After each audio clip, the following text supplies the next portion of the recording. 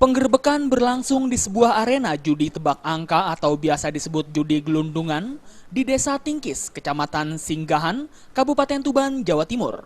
Dalam penggerbekan itu, petugas berhasil meringkus 2 orang. Mereka adalah Edi Mulyo, warga Desa Ngerojo, Kecamatan Bangilan, dan Suparno, bandar judi asal warga Desa Tingkis, Kecamatan Singgahan, Tuban.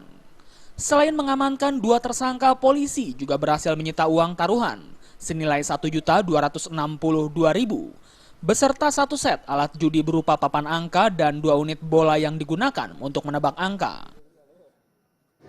Untuk barang bukti yang bisa disita 1 buah bleberan, kemudian 1 buah meja dulangan, kemudian uang sebanyak Rp1.262.000, kemudian 2 bola dan 1 buah kantong. Kemudian untuk tersangka ini ada 2 orang.